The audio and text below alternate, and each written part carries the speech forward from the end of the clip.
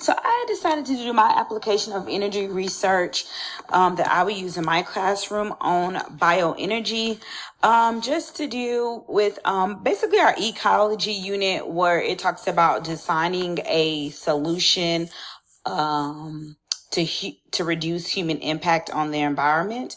And so I think that's a very important topic, especially for today, talking about like using up our resources and climate change. And I think for our students, I think because it doesn't affect them day to day, that they aren't aware of some of the things that we just, I would say, like, take for granted. And so I think that this would be a good way to introduce them and have them thinking about, hey, what do you do day to day? As far as how many times or what are you flushing down the toilet, and, how many times do you like do laundry? Like, talk about the different types of pollution to start it off with, like water pollution, land pollution, air pollution, and then tie it back into, okay, like these different things. How much energy does it take, for these different types of things to happen? So that way they can kind of tie it into like what they do day to day and how they actually have an impact on their environment. And then from there, let them kind of go about and talk through ways that are actually doable, that they can maybe think about day to day, of maybe reducing or not doing at all, to help reduce their own impact that they have on the environment. So with the next few slides, that is kind of like my approach that I took on tying in the different types of ways that I researched how bioenergy is used to reduce the impact on the environment. And it talked about like how we actually play a part of that as well. And so I hope you enjoy this PowerPoint. One of the topics that I decided to research was land use and bioenergy. This is also important and can be used because it also talks about how human impact basically can change the environment and the way we use them and for what we use them for. So for example, it has up here, land use includes urbanization, deforestation, agricultural expansion, and how like using this for alternative instead of using fossil fuels to help produce heat and electricity, and how it impacts the land and the environment by biodiversity loss, soil quality, water resources, air quality, and the carbon cycle.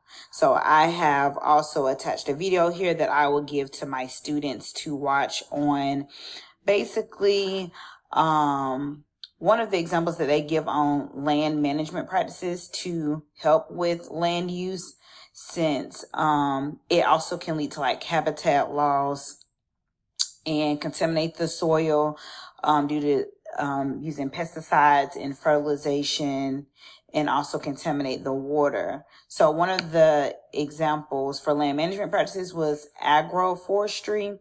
And so I attached a video here. You can watch it if you click where it says click here. But also in my class, I would actually probably make it a Nearpod where there are questions. So an interactive video where there's questions that they will answer along the way as they're watching the video as well. Next, I researched microorganisms and bioenergy. This was pretty interesting because I also never, I guess, thought about the different type of like organisms like algae and bacteria, I guess, playing a part in helping produce different biofuels. And so with this one, it talks about how microbes are capable of photosynthesis, have a higher potential for production. It also talked about how algae is mainly used to produce biodiesel because how efficient it is in storing oils. And that one of the disadvantages that I learned from it was, like they said, the growth rate is very slow. And so basically the algae that has the low oil storage basically takes longer to grow, while the algae that has a higher growth rate doesn't store as much. And so it makes the overall process more costly.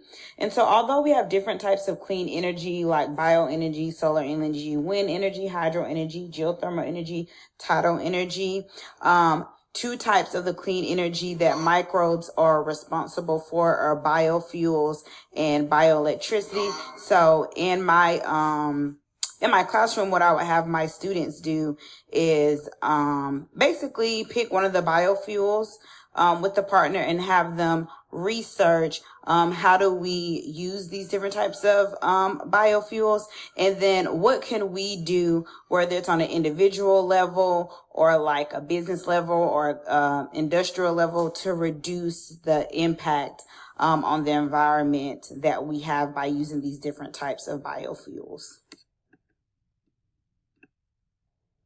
The last topic that I research was on agriculture and bioenergy. And so it talked about how the first, like how much energy it takes to produce food, which is pretty interesting because I guess like I never thought about all the steps that goes into food production. Kind of like the supply and demand, we really, have gotten spoiled with it. And so it was neat to see the breakdown of like all the steps that are required in food production. So talking about some like examples from the reading was like pump water for irrigation, run farm machinery, transporting the produce, refrigerator, and drying or processing the products. And so talking about efficient energy management in agriculture to address the challenges with food production.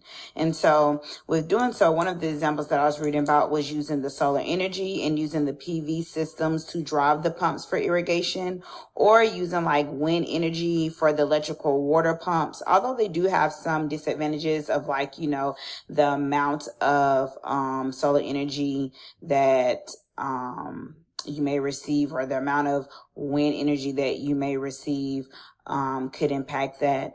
But with my students, what I would do was give them the different sectors like irrigation, greenhouse management, the water pumping system, and have them research what different types of renewable energy source could help with reducing the impact on the environment, and talk about the ways that us as humans play a part in that as well.